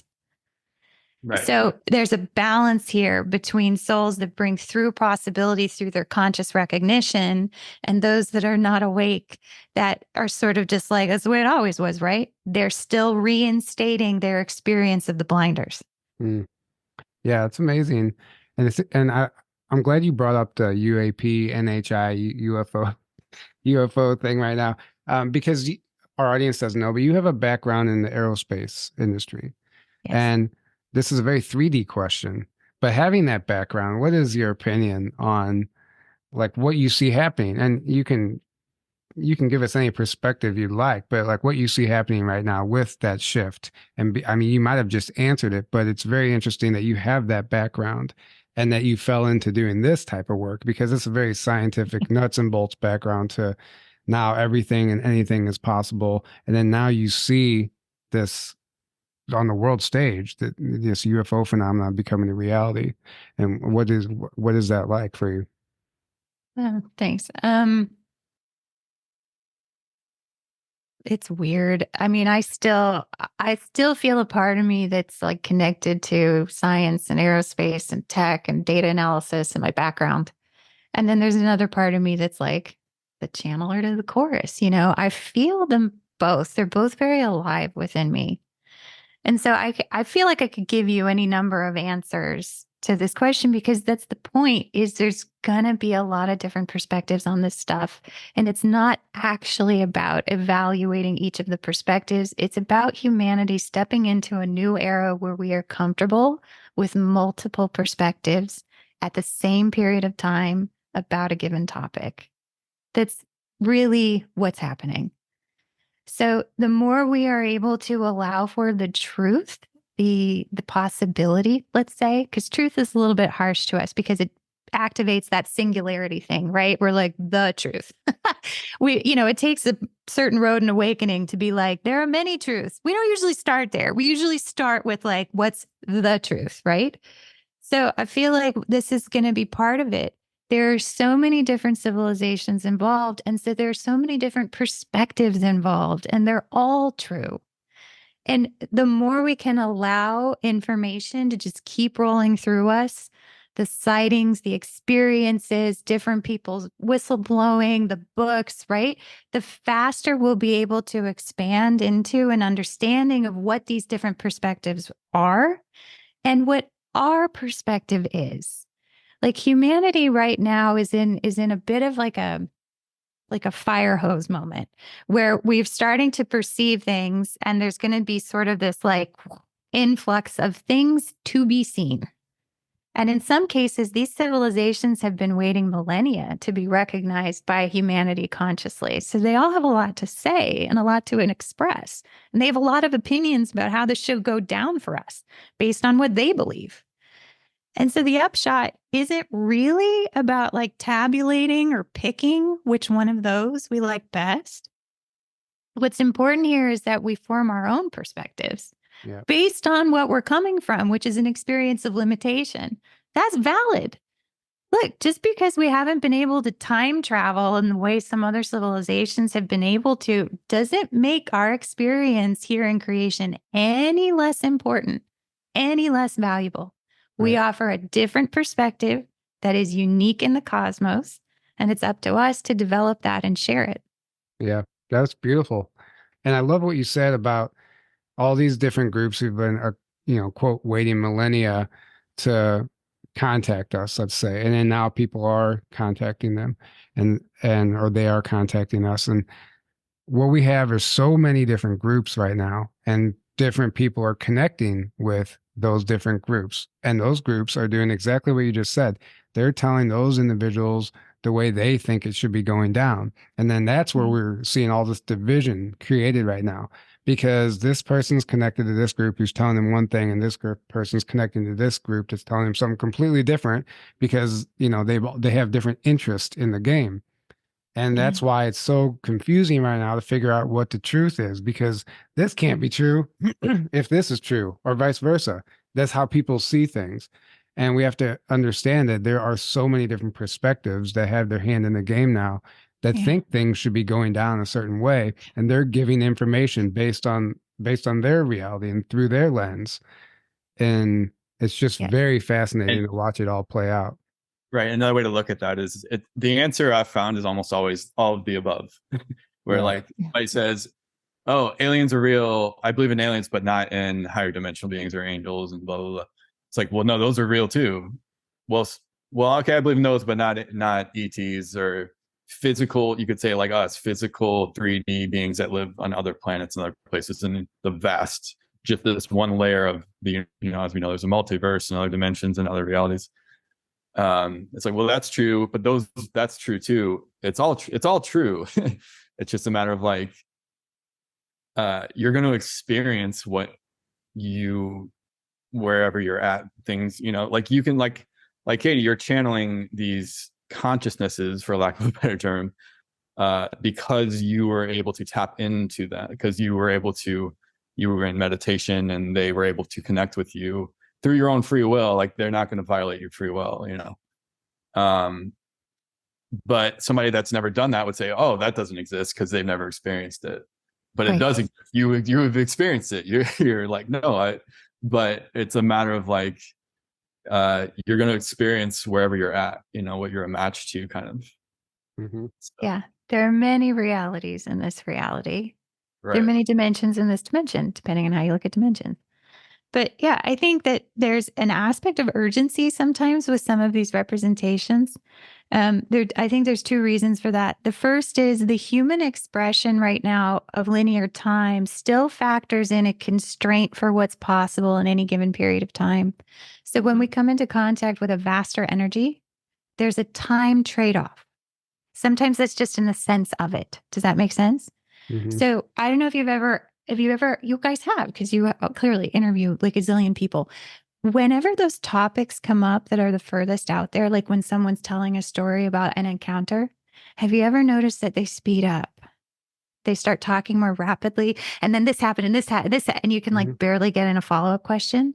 Yeah. Yeah. That is their interpretation of the vastness of that energy being translated into the rules of this belief system, which is that was a fuck ton.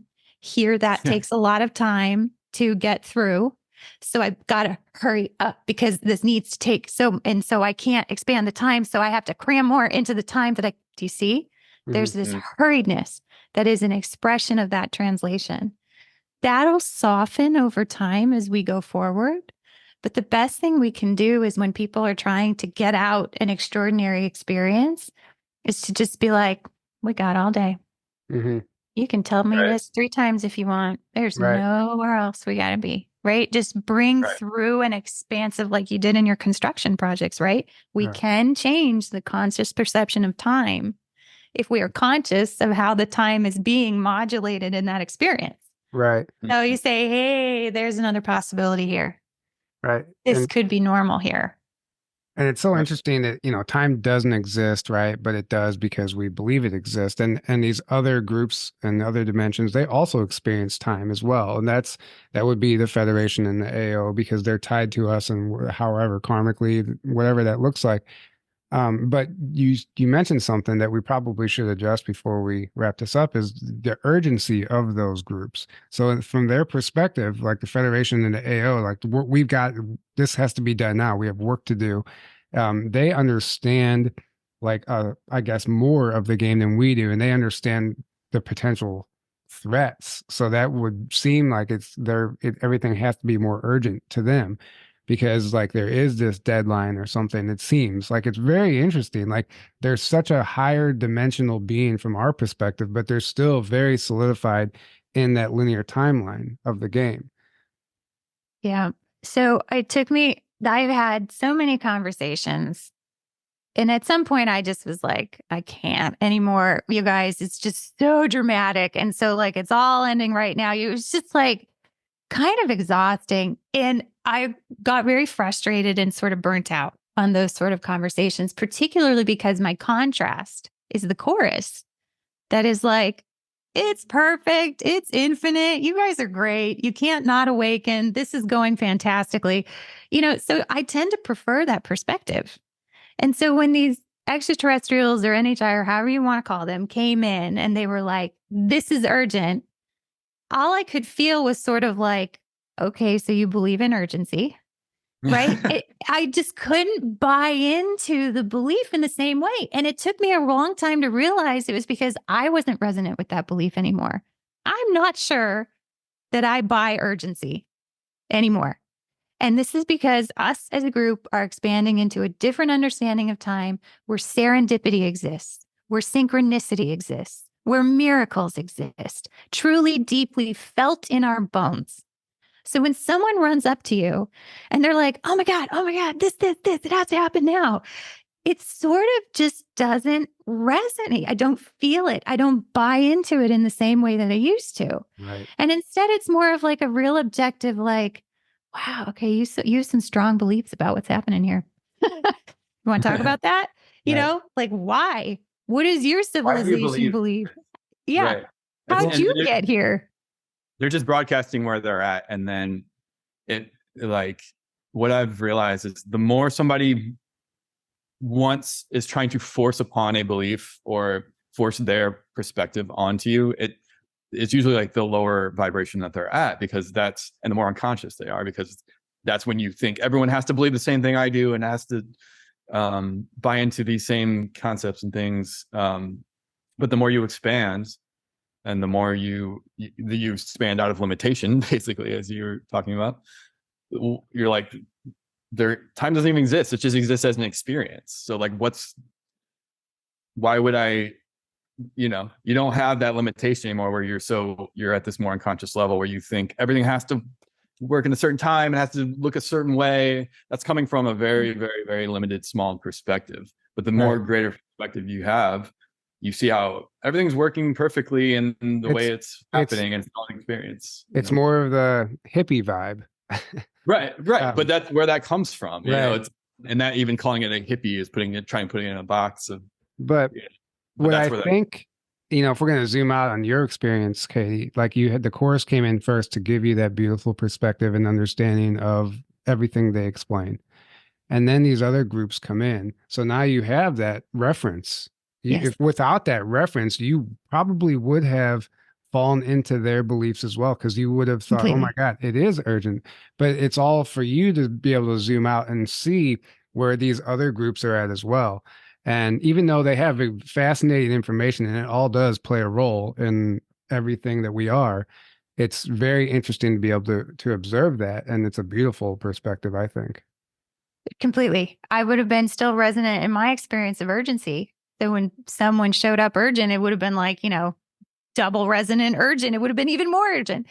But I think this is what some of the most fascinating questions are about humanity. Because remember how earlier we were saying, look, this is about the validity of all perspectives. So how can a being who's extremely urgent run up to you and we validate that urgency? I get that. I have been in a hurry for most of my life. Like, yes. And also validate a perspective like the chorus, which is like, this is all unfolding perfectly. There is no rush. Enjoy every single second of it. How can we hold them both at once? And when you start to do that, I think more interesting questions come up, which is, why are all these societies here? Right? Why are they saving humanity? Maybe it's because they're awakening too. And they run up urgently to save this society from itself, only to realize that society is awakening and changing and what it needs or wants, or there's reasons for these manifestations and these rendezvous, real reasons. And I think it was maybe our first step out of the gate as humans was to assume that they all knew more than we did. Yeah. But maybe they just knew different things than we did. And now, because they run up to me in a hurry, I have this question of, well, what is it that I know? Like, okay, if I feel different than they do, but I understand where they're coming from because I've been there too, what is it that I have to say? What would I express here? Yeah. And that's honestly what many of the civilizations are waiting for, are excited for. The ones who maybe are not so much in the urgency and the saving, the ones who are just in the welcoming and the celebrating, they're welcoming humanity back because they're so eager to see what we express as we are exiting this type of experience. And as we're coming at first into contact with the ones who were peripherally involved in that experience of limitation, whether they know it or not. Right. So we hear about, the ones who are neutral, potentially. Those neutral ones are neutral because they totally believe in everything that's happening here. Right. And in the awakening. And the ones that are more proactive or involved overlap in some way with our resonance of protection, prevention, potentially loss of control. These are all fundamental structures of beliefs that we hold too. Right. And it's so interesting because that changes everything now. Now that you realize, you zoom out and you realize, oh, wow, they're in the same game that we are. They just have better technology or whatever it is from our perspective. But then you look at it like all of a sudden that Star Trek civilization or this advanced civilization isn't as impressive as it used to be because you realize they're still just as limited, but in a whole different way. And it's like, well, I don't even want to do that anymore. Like, let's get out of this altogether. Instead of like waiting for the med beds and then the spaceports and the Galactic Federation and the moon bases and, the Academy, all the stuff. Like, we can, like, why do we have to do all that?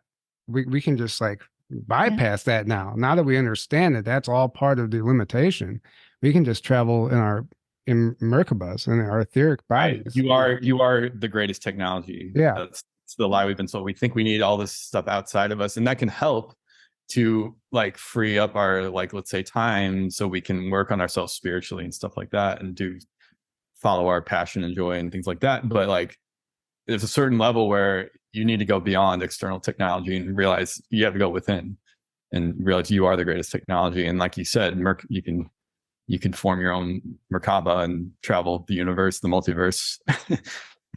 Thought. Like, you don't even have to have a freaking physical anything. You can create, thought. Like, you get to that level.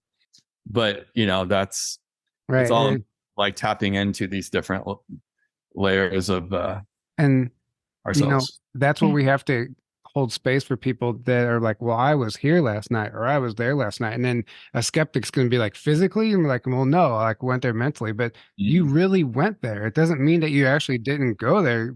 Just because your physical body stayed in bed doesn't mean you didn't have that experience. And that's what we have to start understanding and maybe start paying attention to some of these people that are sharing their experiences just because they didn't take a spaceship to that planet, but they still experienced that planet. And they have something to share from that experience. Like, maybe we should listen.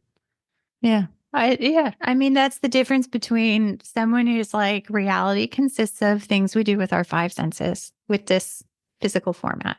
And someone who's like, I think what's real are things I experience, period. In a dream, in a vision, in whatever, I experienced it. It's real. It's a very different definition of reality that's not based on the five senses. But, going back to what the chorus says, the five senses do express important interpretations of energy. So I think some of the best next questions are going to be, what is it that we're actually experiencing and interpreting with our five senses versus with these other things? These are real structures that other societies work with, manipulate, travel between. They have an understanding of, they can teach that understanding to others. These aren't just like pie in the sky, like, oh, okay, that's how you relax. Like, they're real. They're real places. They're real frequencies. There are real understandings of them. And I think this is kind of the fun of all of this is it's like it's one big scavenger hunt for all of us. I mean, we always say we each have a piece, right? We each hold a piece of the puzzle. It's true of all the other civilizations and societies that are coming here now. Like, they have a piece of the puzzle, but so does humanity. And so I think when we have those interactions, it's a great fallback position to be like, okay, I'm a little distracted right now by your shiny spaceship and all your cool technology. And I'm coming from the five senses. And that used to be all of my everything. But hang on, I feel like I'm starting to understand something you believe. Is this true? Do you believe this? Because I used to believe that, but I don't believe that now. Mm-hmm. And so the conversation expands from how do we make your cool radar gun work here on our planet, right? That was a five senses way of coming to an understanding of the differences between these two societies. And now it expands to encompass, what did you believe when you made this radar gun? Like, what was your society doing? Why did you feel like that needed to be invented? Now you're stepping into a fuller understanding of the technology itself, because you're understanding the underlying beliefs that create it. That's beautiful. Beautifully said. There is no radar gun. Yeah. That's the truth. There is no spoon. So Yeah, right. we basically just broke Exactly. the matrix. And clearly from the title of Katie's books, The Human Awakening and the Human Remembrance, those are subtle indicators that she's not human. Is that true? Well, More like card-carrying member of human race. Um, Yeah. No, thank you so much. This was profound, as I expected, and there's so much more. And I would love to do a part 2 because I know there's so much more to talk about. But if I ask that question, we'll be here for another hour. So, just please let our audience know where they can find you, your website, how they can listen to the podcast, where they can get the books, all that. That sounds great. Thank you guys so much for having me. Thank you to your listeners and everyone for their support. So the best way to find us is our website is katieandthechorus.com. We are also medium active on social media, and all of our handles are at Katie and the Chorus. So Instagram, Facebook, and YouTube are all at Katie and the Chorus. And then one of the best ways is to just listen to our podcast. I make announcements there. So our podcast is Our Next Existence by Katie and the Chorus. And it's available on most major podcasting platforms. And if you're interested in hearing me channel the chorus, I channel the chorus each episode. I bring through a message from them, and then we discuss it in the human context. So you'll get to hear the chorus and also hear our announcements. And the book 2 isn't out yet, but it's coming out. Can you give us a timeline on that? I would say it's all going to start rolling out early in the new year. So it's all basically there. But so you can see the difference. Based on reader request, we made the second book. This is a proof copy. We made the second book bigger because people wanted, bigger illustrations. So this is the original first book. So we're making a larger second edition of Awakening so that they're both the same Mondo size. Nice. Mondo illustration size.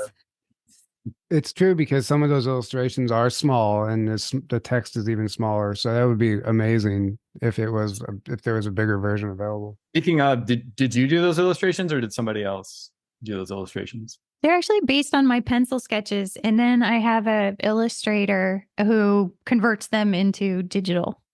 Nice.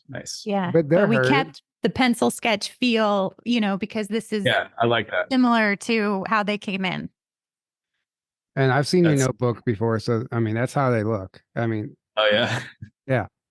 Nice. It's amazing to see. Well, thank you so much for joining us. This was incredible. And Yes. we can't thank you enough. And I know people are going to be walking away from this, scratching their heads, rethinking their existence.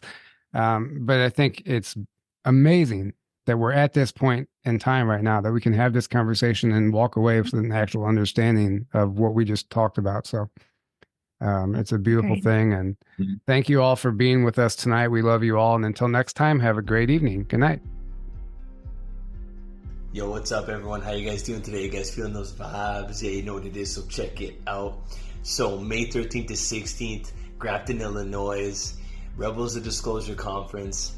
Yeah, I'm pumped. It's going to be my first time in the States, first time going to a conference, first time seeing any of these speakers live, and the first time I'm going to get to meet hundreds of people that I've been chatting with and interacting with on Facebook and Instagram, and I'm so pumped. I did just check. They have the website up and running. It's looking really fresh. It has all the information on tickets, meal plans, the schedule, when the speakers are going to be speaking, information on all the speakers, frequently asked questions, and where you can camp or your lodgings for the weekend, as well information on where the event's going to be at, and it looks dope. I do believe that this is going to be the best year yet. I may be biased because I'm going this year, but that's just what I'm vibing. But yeah, if you haven't checked out the website, go check it out.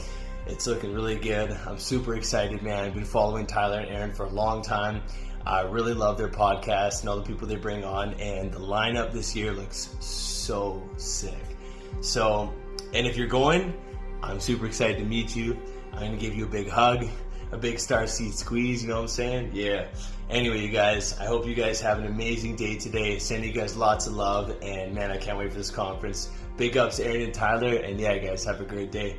Peace.